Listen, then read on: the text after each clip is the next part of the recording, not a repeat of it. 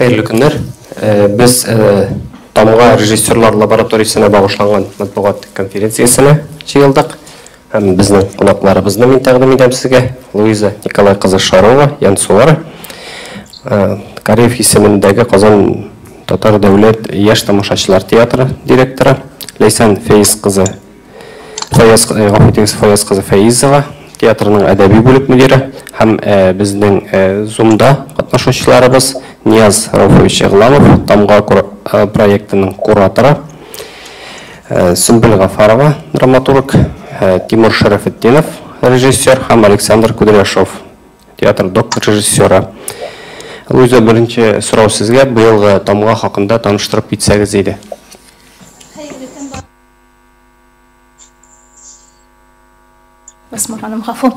Хайырлы күн барығызға да. Биылғы Тамға белән таныштыра башлаганча, аның турында сөйләшүгә күчкәнче, бераз гына үткәнгә борылып, узган елгы Тамға турында безнең видео отчет бар иде, шуңа күз салып үтәргә чакыра идем, чөнки бу лаборатория инде шушы 2 ел эчендә үз традициялары һәм үзенең тарихын туплап килә торган лаборатория. Әйдәгез экранга күз салып алыйк әле.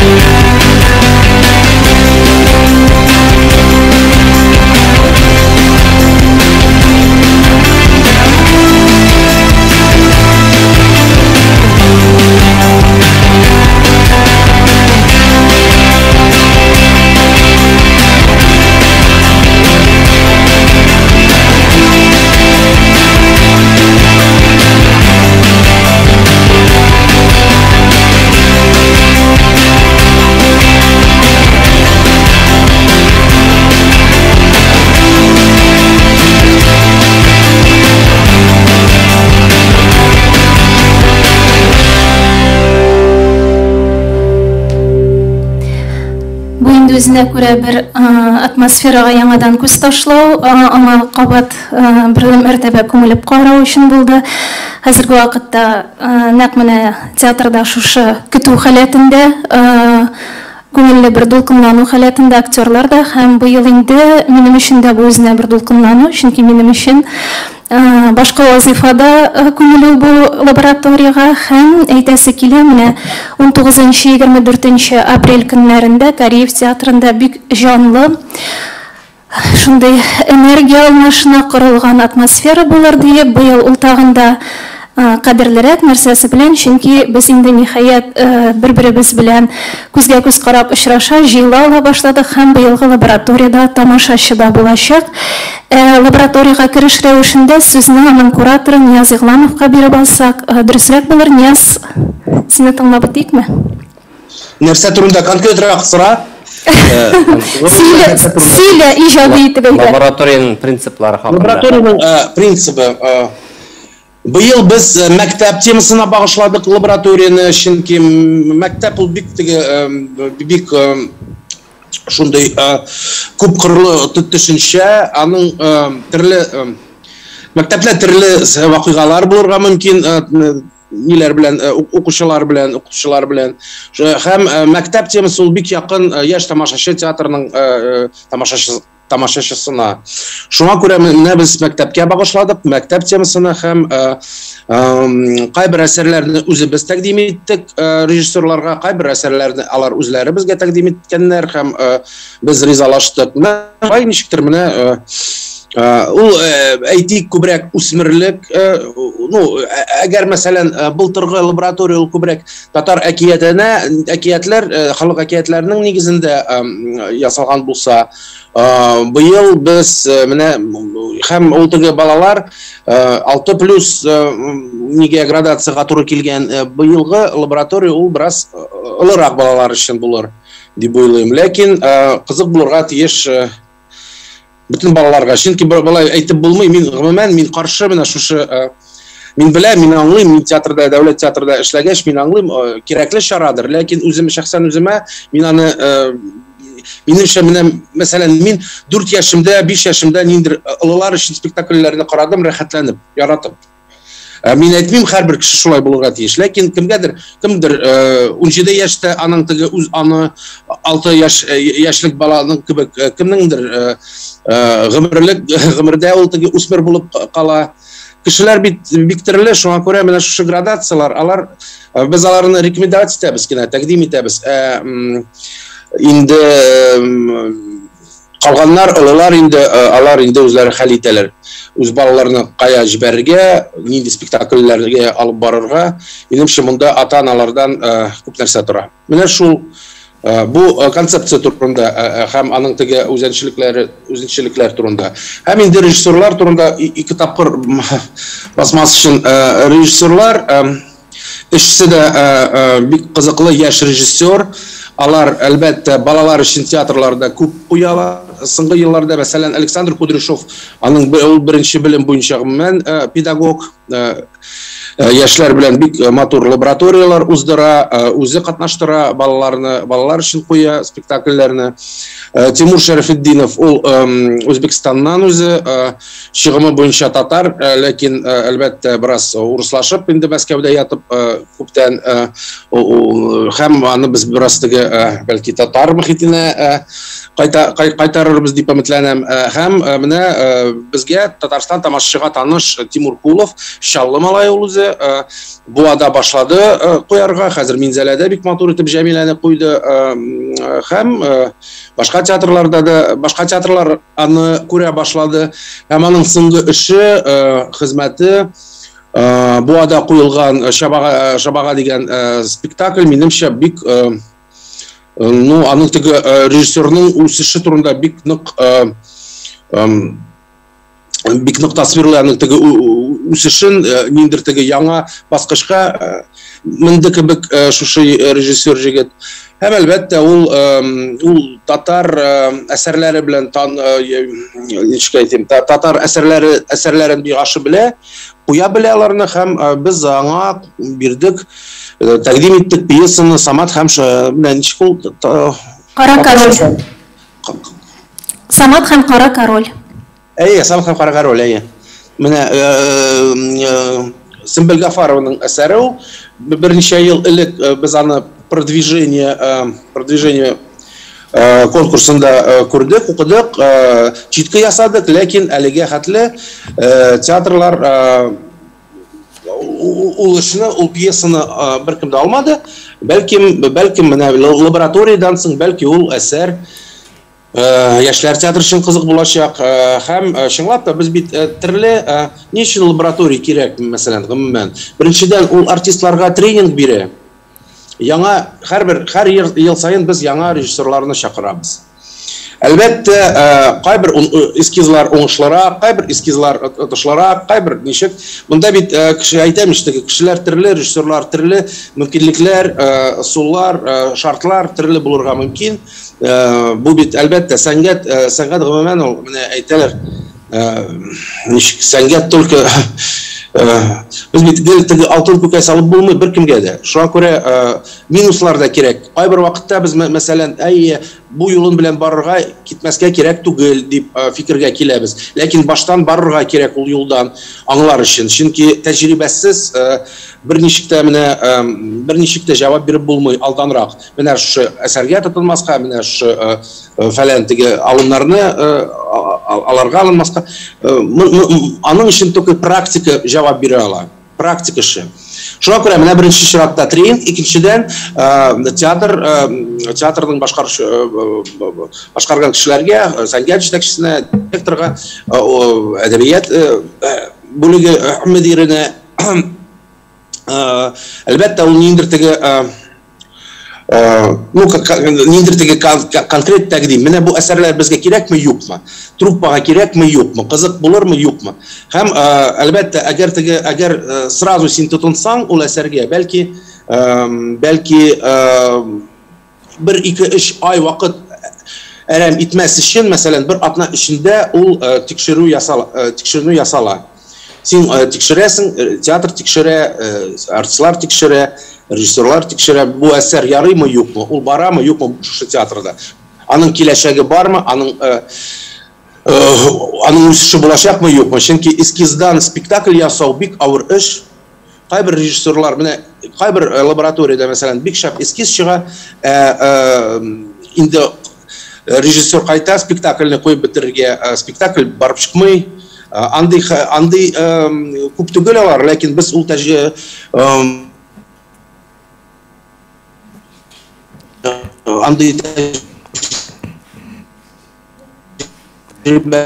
регламент. Лафу. Телефоннан шалтыраткан. Менә, кыскасы шул инде. Ясмин элдереп алыйм әле алай булгачтан. Менә әйтеп үткәнчә инде сайлаган вакытта без шулай да кеше яшьтәгәрәк аудиторияны күздә тотып сайланды. Нәкъ менә әйтеп үтелгән Сөмбел Гафарованың Самат һәм Кара король дигән пьесасы. Икенче, аннан соң инде өлкәнрәк яшь категориясына килгәндә, бу безнең Казан кызы, Казанда туып үскән һәм хәзерге вакытта Мәскәүдә яши торган, гомумән Россия буйлап сәяхәт итәргә ярата торган Мария Кустовская. Сез аны күбрәк беләсез, ишетә беләсездер, укып беләсездер бәлки. Ул бик әйбәт шагыйрь, иллюстратор, хәзерге көндә менә драматург буларак танылып килә торган. Аның псевдонимы Дана Сидорос һәм менә аның әсәре икенчесе. Һәм инде өченчесе бу Америка язучысы Селеста Инг дигән авторның әсәре. Һәм бу әсәрне сайлаган вакытта без өлкәнрәк өченче градация дип әйтгәндә аудиторияны күздә тоттык. Бу «Все, чего я не сказала» дигән әсәр. Һәм менә шушы өченчесендә бигрәк тә кызыклы ситуация килеп туа. Чөнки Селеста Ингның әсәре ул олы бер кирпич кадәр роман. Һәм бу романнан шушы атнауын көн эчендә шагыйрь, тәрҗемәче, безгә барыбызга да яхшы таныш булган Алена Каримова 34 битлек шундый әйбәт кенә инде пьеса чалымнарын алып килгән сценарий әзерләде. Ягъни ул аны драматургик материал буларак хәстәрләде. Һәм менә бу үзенә күрә әле лабораторияның алдындагы бер эксперимент булды. Һәм Селеста Ингның шуны да әйтергә кирәктер. Безнең өчен ул шуның белән дә бик кадерле, чөнки бу романның әле рус аудиториясына да тәкъдим ителгәне юк сәхнәләргә, гомумән сценарий форматына ул бездә турыдан-туры беренче тапкыр тәкъдим ителә. Һәм бу автор нәрсәсе белән дә кызыклы, аның буенча соңгы елларда бик аның тирәсендә бик күп шау-шулар бара. Аның «И повсюду тлеют пожары» дигән әсәре буенча сериал төшерелде һәм ул бүгенге көндә шактый яшьләр, яшүсмерләр тематикасына кагылышлы шундый актуаль проблемаларны күтәргән автор буларак билгеле. Ләйсән, бәлки сөйләп китерсез, ни өчен бу әсәрләр сайланды? Бәлки менә әсәрләрне санап киттеләр. Ни өчен менә шушы әсәрләр? Сезнең фикерегез ничек? Луиза Николаевна, исәнмесез, җавап бирде инде бу сорауга дип уйлыйм. Без бөтенебез Нияз да әйтте аны, бергә уйладык, режиссерлар белән уйладык. Лаборатория үсә бара бит инде, өченчесе менә хәзер, Аллага шөкер. Шуңа күрә тәҗрибәбез дә күбәя, зурая. Беренче эскиз Сөмбел Гафарованыкы, ул 6+, кичкенәләр өчен. Икенчесе «Всем, кого касается», «Сезгә дә кагылса» дигән исем таптык без аңа. Ул 12+ итеп бара. Материалы буенча сөйлим менә бит, режиссерлар эшләгәч әле карарбыз, ничегрәк килеп чыгыр. Һәм өченчесе 16+, анысы инде яшүсмерләр өчен, яшьләр өчен. Текстлар буенча шулдыр.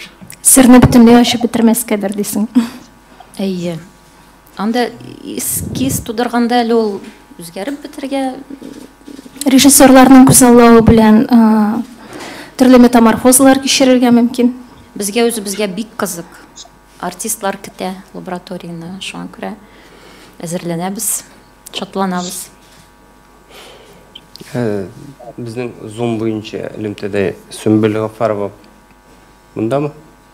Элемтәдәме Сөмбел Гафарова? Хәерле көн, исәнмесез? Хәерле көн.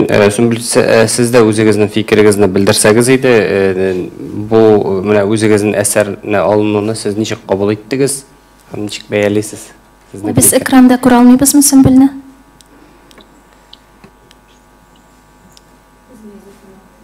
Мин күрәм Сөмбелне. Беләм, яз. Әйе, минем әсәрне алгач белгәч мин инде бик каты шатландым, куандым. Сезгә бик зур рәхмәт. Һәм кабат аны актарып, кабат укып чыктым.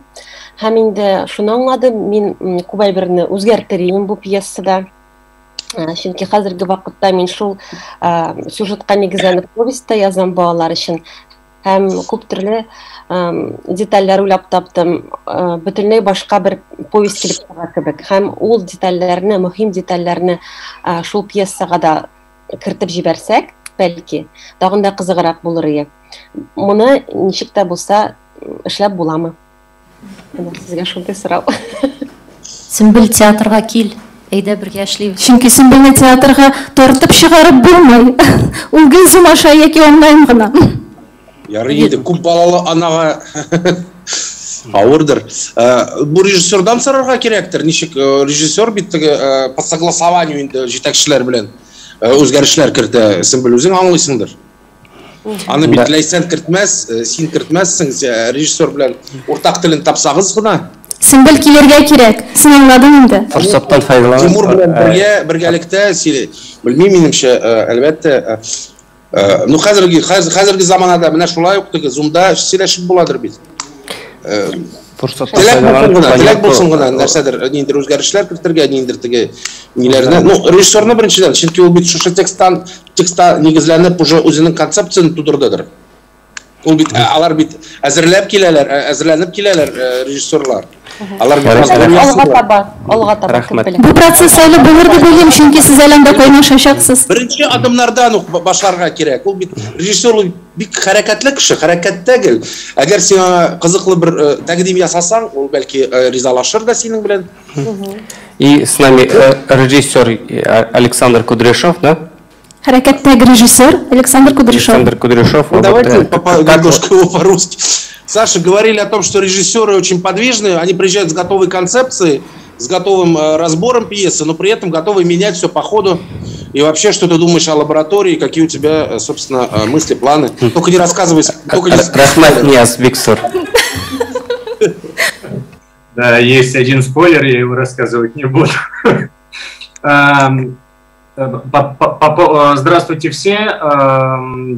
По поводу лаборатории у меня вообще всегда есть простое убеждение, что режиссер – это профессия, где надо ориентироваться сразу и на местности, поэтому обычно концепция сталкивается с действительностью, с такой, какая она есть, и это замечательно, и мне просто очень интересно.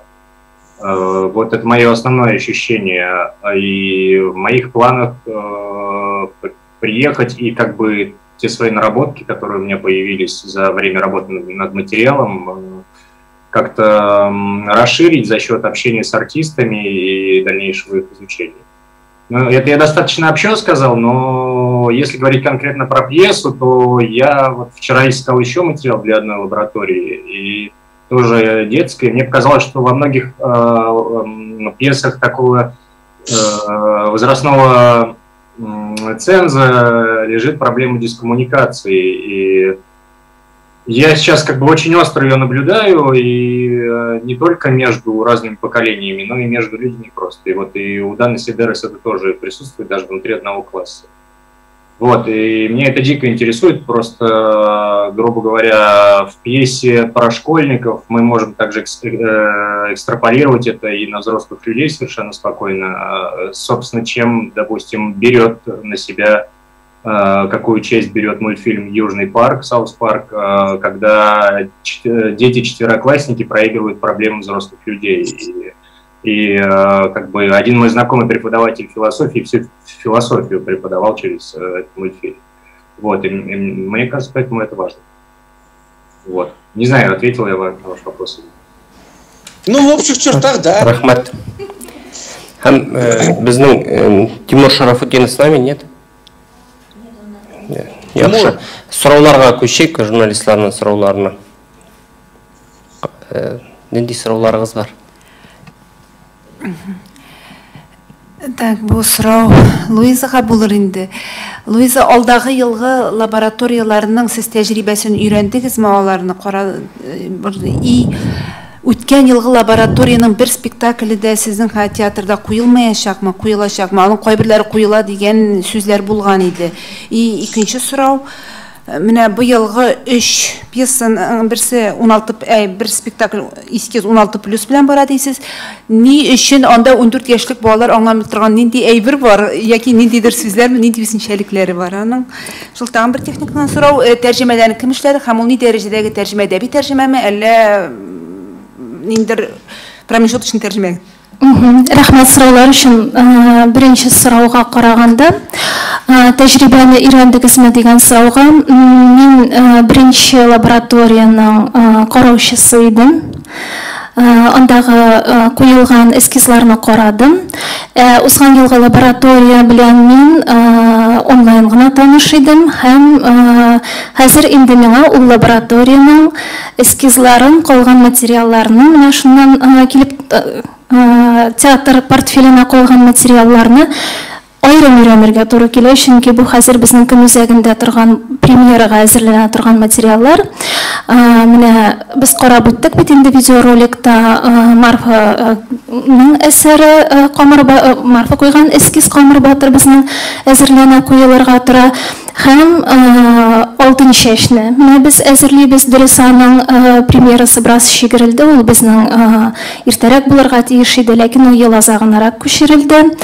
Менә сез әйткән сорауга минем җавабым ул һәрвакыт лабораторияларда куелган эскизлар, лабораторияларда эшләнгән эскизлар, алар театр портфеленә керергә тиеш дип исәплим. Әлбәттә, инде театрның ихтыяҗларына һәм куйган стратегиясенә бәйле рәвештә.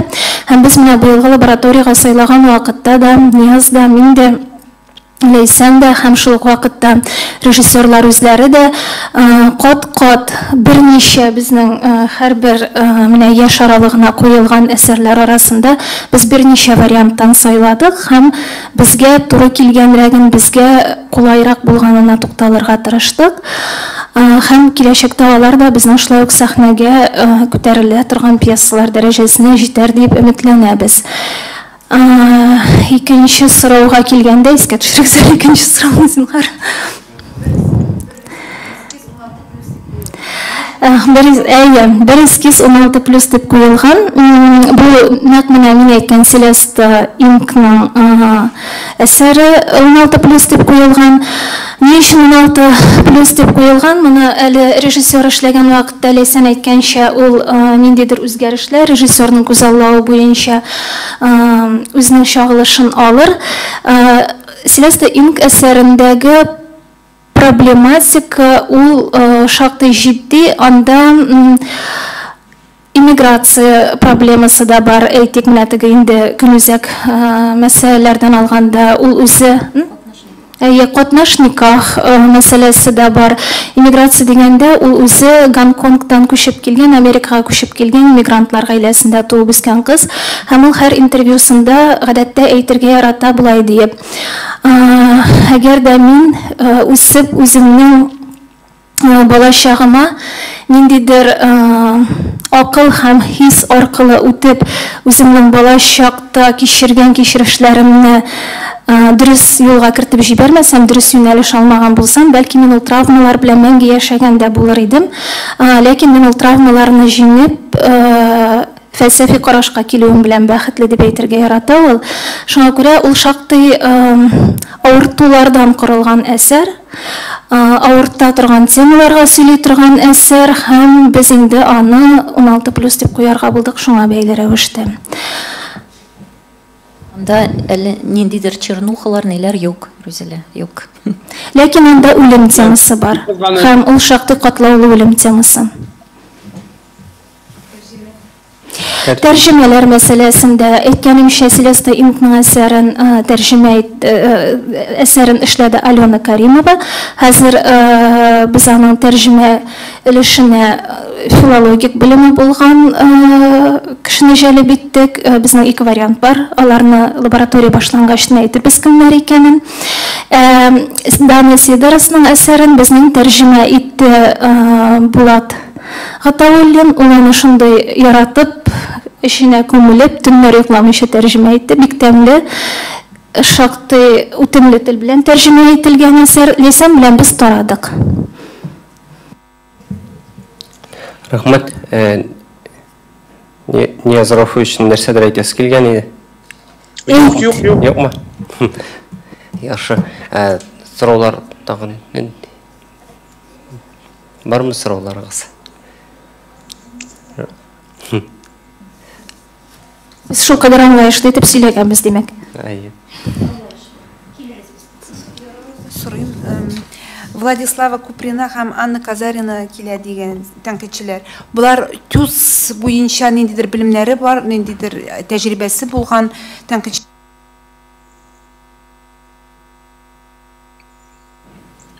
Ишетмим.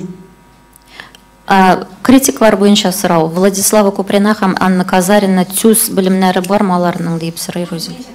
Соң әлбәттә. ТЮЗ буенча Куприна тәҗрибәләр. буе Мәскәү ТЮЗында эшли, Гинкста зафлит булып. Әлбәттә бар. Казарина ул хәзер иң балалар театры өчен иң зур экспертлардан берсе. Менә 2нче ел рәттән ул 3нче ел рәттән детский уикенд дигән программаны, махсус программаны җыялтын битлектә. Надежда Стоева белән бергә, һәм әлбәттә ул профессиональ җәмгыятьчелектә балалар һәм Курчак театры буенча бик зур белгеч дип санала. Ну, яшьләрдән инде әлбәттә.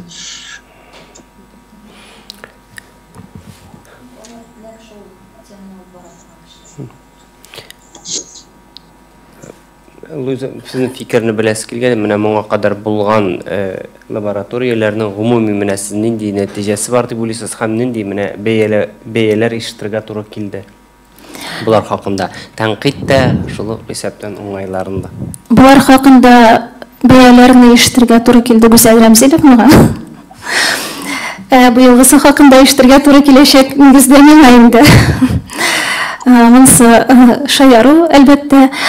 Бәяләргә килгән вакытта бәяне тамашачы бирә һәм сәхнәгә калган әсәрләргә, инде без алар репертуарга кереп калалар икән, аларга бәяне тамашачы бирә әлбәттә, һәм фестивальләр тәнкыйтьчеләрнең фестивальләрдә сайлаулары, комиссияларның сайлаулары да үзенә күрә ул бер стимул һәм театрга үсешкә, аңа яңа стартка, яңа сынаулар каршына чыгарга бер әйбәт этәргеч дип әйтер идем.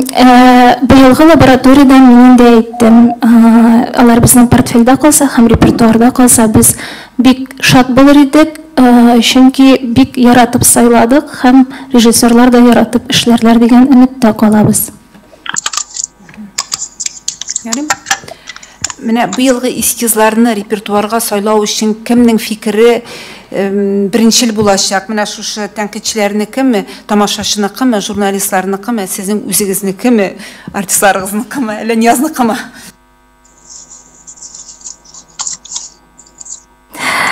Эскизлар вакытында миңа калса, без алар турында сөйләшү вакытында без ниндидер нигез фикерләргә килә алырбыз дип уйлыйм. Дөрес әйтелде монда, ул бит әле эскиз үзенә күрә бер импульс, аның башлангыч бер этабы дип әйтсәк дөрес була микән инде. Шуңа карап, шул эскизга карап, аннан соң инде бу безнең өчен, безнең сәхнәдә ничек булыр икән дигән бәяләү, ул әлбәттә инде театрның җитәкчелеге дә, иҗади командасы да һәм шул вакытта иҗади командасы дигәндә мин режиссерны һәм шулай ук труппаны да күздә тотам, аларның бәяләүләреннән дә тора. Чөнки менә хәзерге вакытта мин карап торам, актерлар материал турында инде үзара сөйләшәләр, пышылдашалар. Алар өчен бу шулай ук бик мөһим, чөнки алар сәхнәдә нәрсә булачагын инде хәзердән ничек дип әйтим инде, менә экстраполировать итү дигән сүз булды бит монда. Шулайрак иттереп күрәләр, өметләнәләр, дулкынланалар. Миңа калса, бу безнең театрның уртак бер фикере булыр. Тамашачыга йөз тоту ул шулай ук театр стратегиясы. Бер сүз генә истим. Һәр вакытта любой лабораторияда менә аны театр хәл итә үзе. Чынлап та менә Луиза әйтте, җитәкчеләр дә, артистлар да үз фикерен әйтәләр, журналистлар, экспертлар, тәнкыйтьчеләр, кураторлар, алар кирәк нәрсә өчен. Без сезне ишеттек, үзебез хәл итәбез ул проблема, ул эскизларның киләчәген. Ул шулай булырга тиеш. Мин мәсәлән, минем төп максатым менә режиссерларны җыю, материал эзләүдә ярдәм итү һәм инде модерация ясау показлар вакытында. Мин аннарча теләсәк Ләйсәндән сорагыз. Мин аннары килмим, театрга бер качан да әйтмим, Ринат Хасанчка да, Гүзәлгә дә әйтмәдем, Луизга да әйтмәм.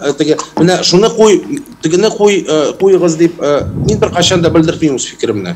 Мин аны әйтәм, показдан соң, эскиздан соң әйтәм үз фикеремне, аңлашыла инде кемгә ошадымы, миңа ошамады, точнее дөресрәге бармы, юкмы инде тискәре яклар, инде уңай яклар. Инде театр үзе хәл итәргә тиеш андый нәрсәләрне. Бер качан да беркем дә кысылмаска тиеш, менә шу ул театрның эчке эше. Менә лаборатория ул аның тышкы эше, ул аны һәр теләгән кешегә күрсәтә ала. Инде ничек ул үзе хәл итә ул репертуар стратегиясын, репертуар политикасын, ул аңа беркем дә кысылмаска тиеш түгел. Без әгәр без ышанабыз икән Ринат Хасанчка белән Луиза Йонсорга, димәк без аларга ышанабыз. Всё, аларның сүзе иң соңгысы. Алар хәл итәләр. Менә шул. Һәм менә сайлау вакытында мин әлбәттә учредитель каршы булмаса. Һәм менә сайлау вакытында Ринат Хасанович белән дә сөйләшкән вакытта Нияз әйткән фикерне тагын җипләп басым ясап үтәсем килә. Без менә барыбыз бергә җыелышып утырдык. Нияз һәм театрда Ләйсән, мин, Ринат Хасанович. Төп нокта, төп сөйләшү ноктасы булды бу әсәрләр һәм бу режиссерлар безгә нәрсә бирә ала. Һәм без ничек иттереп менә мәйдан бирә алабыз шушы продукт дип атарга буладыр инде, продуктның тууы өчен диеп. Һәм шуңа күрә мин бик рәхмәтле Нияз сиңа да һәм Ринат абыйга да. Ләйсән белән без хәзер инде бу әсәрләрнең эчендә кайнайбыз. Мәктәп темасы. Үзегезгә рәхмәт. Мәктәп темасын нәк Ринат Хасанович өзі тәкъдим иткән иде, мәктәп темасын. Дұрыс. Оланың идеясы. Һәм менә монда мәктәп дигән вакытта гына бәлки шуны да басым ясап үтәсем килә. Бәлки эскизларны карарга килгән тамашачы кая соңында мәктәп дигән сорау белән шул сорауны көн үзәк итеп куярга мөмкин. Чөнки мәктәп дигәндә без аңларга тиешбез, ул мәктәп партасы артында гына утырып, дәресләрдә утыруда гына сүз бармый. Без аны шуңа күрә дә мин, мәктәп һәм дөнья дигән шундый киңрәк кылач белән алдык, теманы шулайрак атадык. Бу очракта инде шактый монда четерекле сораулар уята торган моментлар бар. Без балалар белән ни дәрәҗәдә беләбез бүгенге баланы, без ни дәрәҗәдә беләбез үзебезне, ни дәрәҗәдә без коммуникацияны ләйсән әйтеп киткәнчә кора алабыз бер-беребез белән, һәм ул үзебезгә карата да әти-әниләр буларакмы, өлкән кешеләр, кайчандыр бала булган өлкән кешеләр өчен үзенә дә яңадан бер борылып карау ноктасы булыр дип ышанасы килә. Сезне көтеп калабыз. Тагын әйтергә онытканбыз, эш эскизны күрсәткәч, аннары нәтиҗәләр ясап, берәр түгәрәк өстәлме, ниндидер шундый сөйләшү булачак бит. 24 показлар. 19-ннан башлап 24-нә хәтле бара лаборатория. Сен түгәрәк өстәл 24-сендә була? Показлардан. Соңгы эскиздан соң? Александр, для вас тоже скажу, с 19 по 24 идет лаборатория, и 24, когда мы покажем все, 3 эскиза покажем, и после этого будет подведение итогов и разговор о детском театре, детской драматургии в виде круглого стола. Ну, паблик толк назовем это. Да. Давайте назовем. Не будет красного стола круглого. Просто поговорим. Мы сами будем круглым столом. Потому что мы потом не соберем никого. Надо сразу после обговорить последний эскиз, буквально 3-минутный перекур, и, ну, по-моему, так надо сделать. По-фуйтегес. Рахмат. Чисто технически. Сіз бір үштан планеркада ештан... Шындай шәп болды онлайн жиылышу. Қайштан жиылышыр едіңіз әлі. Тағын шул шатландыра, лаборатория уже кызыксыну уятты, бізге Уфадан келелер тәнқидші һәм студентлары алып келе Айсылу Сагитова. Театр білгіші Айсылу Сагитова һәм аның шәкіртлері, яш критиклар. Башқұртстаннан. Бізге махсус келелер қарарға. Вот, шулай. Сұраулар бар ма? Жүзейлі бітті ме сұрақ? Яқшы сұраулар болмаса фикіріңіздің тәғдимлеріңіз журналист. Бигзур рахмет барыңызға да. Көрішкенше. Саша, пока. Саша, до встречи.